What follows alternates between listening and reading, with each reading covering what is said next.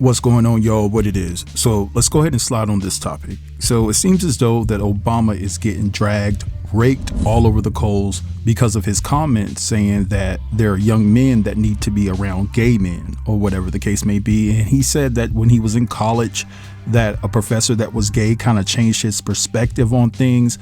And a lot of outrage has come from that. There's so many people reacting towards that. Now, I'm going to be honest. I'm going to play you guys some clips, but I haven't seen any positive clips that seem to support what Obama said. Now, I'm pretty sure that there are, but when I looked it up, I couldn't find anything where somebody was actually uplifting or supported what Obama said in that regard. And a lot of people are just ticked off with Obama. They're very, very disappointed in what he had to say. So I'm going to go ahead and say this, and I'm just going to keep it real. There's a lot of people within the black community that are just anti-gay. They're extremely anti-gay. And, you know, here lately, it seems as though that there's a lot of black people, not all, that are anti-everything. They're anti-black, you know? So I'm just sitting here trying to figure out what black people are not anti about, right? Because it just seems as though that they're anti about mostly everything nowadays. It's hard for me to trust my own people because I don't know who they are. I don't know how they will react, especially when it comes to race relations. They might side with Billy and Bob over Daquan or DeMario. You know what I'm saying? Now, I'm not suggesting that we should just cape and take up for somebody within our community when they're wrong. But at the end of the day, we flood the internet giving our opinions about some things when it pertains to our own people more than the other side does. They tend to ride or die with their people, even if they're wrong. But we find a way to ridicule them and bring them down further. And the people on the other side, they will be like, yep, you're doing a good job. Tear them down, agreeing with the perspective of people that look like me when they're tearing each other down. And so I don't understand that. But anyway, I'm getting off topic. And so at the end of the day, I'm just going to play these clips, and I want you guys to drop down in the comments and just give me your reactions and what you think about this whole particular scenario. And so me personally, I'm not going to chicken out here. I'm going to give you my thoughts, and it's just plain and simple. I don't care if you're gay or straight. If you're a man and you have the ability to lead, then what's the problem? As long as that child is in a space and an environment to be able to think for himself when it comes to who he chooses to be with, you know what I'm saying, intimately, and things of that nature, I just don't see a problem with it. I really don't. And so in my estimation, it doesn't matter if you're gay or straight or you're a man. Do you have the ability to lead? Are you a provider? Are you a protector? All right. Can you put this child in position for success? That's all that matters in my estimation, but a lot of people may feel different. Now, one last thing I want to say before I leave you with the clips is that there's a perception out here that all gay men are probably feminine acting or just soft or whatever. Listen, you have gay NFL players, gay NBA players, gay electricians, gay construction workers, gay FedEx drivers, masculine, manly men that are more than capable of raising a child. Or if they're not raising them, they can offer some advice as a man. They can offer some advice. So that is just my take on it. It doesn't matter whether you're gay or straight. It just matters what capabilities and qualities and attributes do you have as a man, right? Forget what you choose in the bedroom. But anyway, I'm gonna leave you with these clips. I want you guys to drop down in the comments and let me know what you think about all this. Take care and have a wonderful day. Don't forget to like, comment, share, and subscribe. Peace. And that's one of the things that I think a lot of times boys need is not just exposure to one guy. Mm-hmm. One dad. No matter how good the dad is. He can't be everything. He can't be everything. And then that boy may need somebody to give the boy some perspective on the dad. Yeah, right? Yeah. One of the most valuable things I learned as a guy was I had a gay professor in college at a time when openly gay folks still weren't out of line, who became one of my favorite professors and was a great guy and would call me out when I started saying stuff that was ignorant.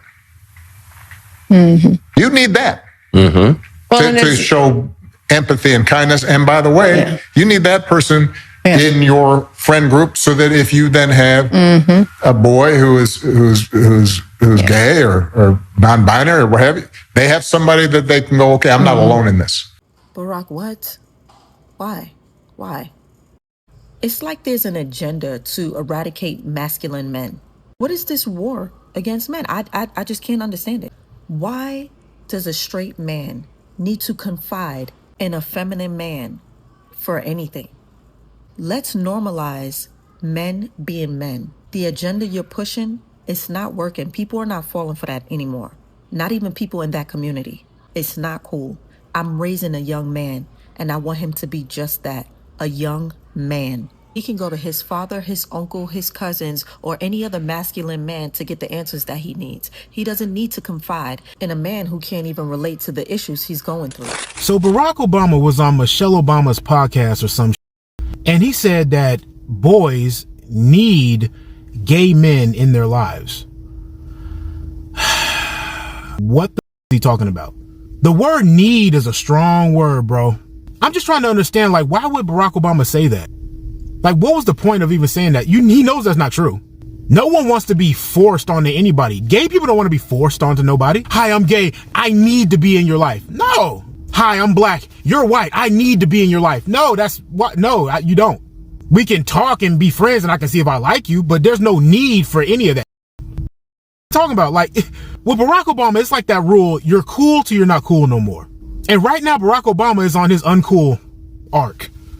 His character arc, he's on the uncool character arc right now. It's crazy. Out here really just trying to push anti-masculinity. Like, they want every man to just be a feminine product. Is why? A very feminine man, he's not going to go to war. He ain't dying for nobody. He'll be like, I need to go get my nails done. He's not going to do any of that shit. He's not going to go to war.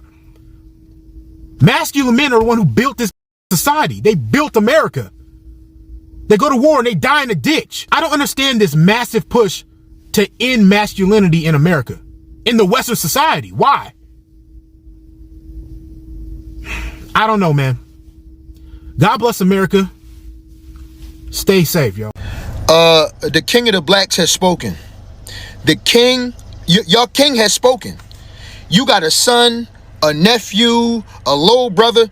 You need to get him a gay man in his life. That's going to make the difference. That's going to set him straight. That's what's going to make everything, that's what our community needs, right? The most famous two black people probably on earth are sitting down having a conversation about what boys need. And they don't even open their mouths even slightly to acknowledge that we have an epidemic of fatherlessness in the black community. This talking about we need to have gay men. Hey, I don't mean no harm. I don't have nothing against anybody's sexual preference.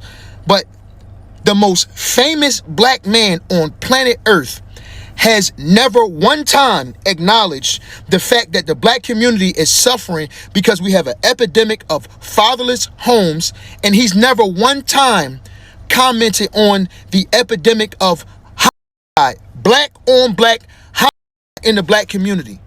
And y'all wonder why people like me don't with Obama's, Sharpton's, and none of these other people who claim that they for us. Y'all need, that's what these guys need. Boys need they don't need a father, or if they have a father, in addition to a father, they need a gay man in their life. We live in a matrix, man. This the guy matrix.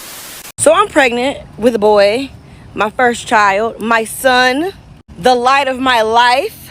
And when I think about what my son is gonna need in order to be great, I don't think, my son is really gonna need a gay man. That's what my son needs, is a gay man to make sure that he's great. It's very important to me that my son has his father first and foremost. It's important to me that my son sees his father and I love and respect one another, even if we're not romantically involved. Love and respect one another as people and as his parents. It's very important to me that my son has Christ in his heart. It's very important to me that my son is literate, that he has the ability to read and write and verbally communicate. It's very important to me that my son has access to play freely and play outside and run around. It's important to me that my son has access to high quality education. It's important to me that my son sees a reflection of himself around him that is positive, edifying, uplifting. It's important to me that my son has a healthy relationship with food. That's really important to me. It's important to me that my son has family around, people who he can trust, a village of his own. It's important to me that my son has a strong sense of self and the ability to articulate his thoughts and emotions. It's important to me that my son has a passport, a valid passport. I had my first passport at 18 months old. It's important to me that my son has math sense and he works well with numbers. Not one time have I thought my son needs to have a gay person in his life. Even hearing Barack Obama say it, it doesn't make sense. That's like saying my son needs to have a Mexican person in his life. My son needs to have a Jewish person in his life. No, he needs to have compassion, empathy, and understanding is what he needs to have.